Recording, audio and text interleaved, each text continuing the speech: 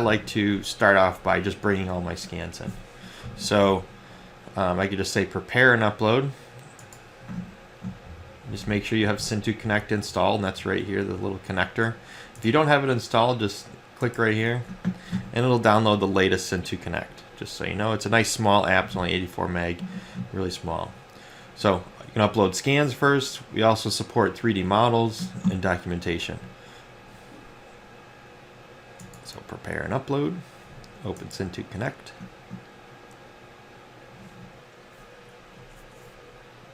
So we're going to upload a small project, about 1,000 scans. Let's grab it off of our drive here. This one here I just grabbed from an RCP. So I aligned my scan data in like a Cyclone, dropped it into Recap, and I have a Recap project here. So this is a structured data set. If I double click the RCP, it'll go into the project, find all the associated RCS, RCC files that it needs for the project. Now it goes through and collects all that data, and it's actually looking for the structured scan data. So we only support at this moment structured scan data. As you can see in this list here, we've got the name of the project, the size or resolution of the scans. You can see it has some low resolution, some mediums, and then all the way down. So if you don't want to pull in everything at once, you can uncheck, recheck, either one at a time or multiples at a time, and turn them on or off to either import or not. So this here, it's a lot of scans. And you notice how I label my scans. I tell it's the basement, 4th floor, 3rd, 1st floor, arcade, whatever the location is. I like to give it a name, and that plays an effect down the road when we're organizing our scans. You can either organize them by name, you can organize them by selecting them. On a busy site, the name is always the best way to go. One of the options here that you can select here is how many scans you want to process in parallel. And what that means is we're actually taking these scans and converting them into meshes locally on your PC. And you can do one up to as many processors as you have on your computer. So I've got an i9 processor, which means I have 16 processors that I can do in parallel. For me, I don't know why, I always happen to hit 6. That's just because it matches my upload speed. So I have a kind of slow internet connection, and it actually processes them faster than I can upload them.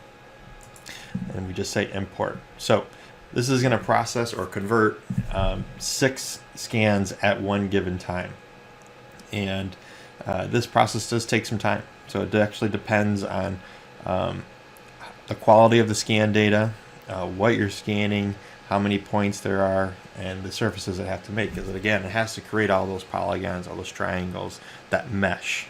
And this is coming from a Leica scanner, and I've definitely noticed that the higher end scanners that you have, the longer it takes to process because it has a higher quality mesh that is produced.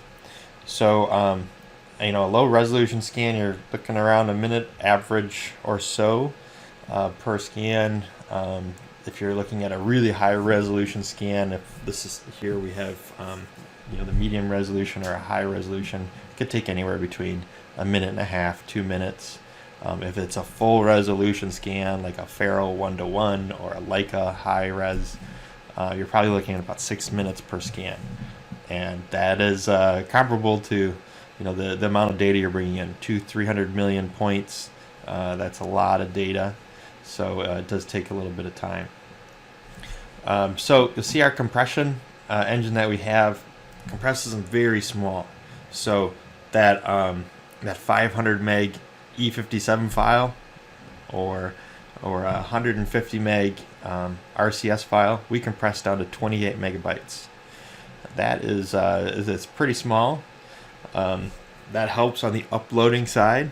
So when we're pushing the data up, nice and small going up, and then it also, when we're downloading it, comes back down as 28 megs, and then we uncompress it back to that original E57 files. Have heard some questions in the past, sometimes it doesn't come back down exactly the exact same amount of megabyte size. That's only because we do a little bit of cleanup. We might remove some of the noise in the air. If there's a car driving by, that might get removed. And that's just because we're creating a mesh. We're not altering any data. That's where our patent actually sits, is in the way we bring the data back down and uncompress it. It's very unique, and it maintains the structure of the data, but it might remove some bad noise in the project. So while these upload, you notice that they're coming up, and we just hit the bigger scans. Those might take a little bit longer, but they move down the list. 6 at any given time is what I picked, and I can just refresh this, and you'll see as they're uploading, the scans are immediately available. So we don't have to wait for all of them to come in to be able to start working on the project. We can see them right here and start to either organize them or just jump right into the project and start viewing them. So just while we were talking, I've uploaded 3 scans. I don't know if I could do that in Box if it was an E57 file that fast. We're in our navigation mode and click in the middle here, back right into the picture. So this is a intensity based scan. So as we move around,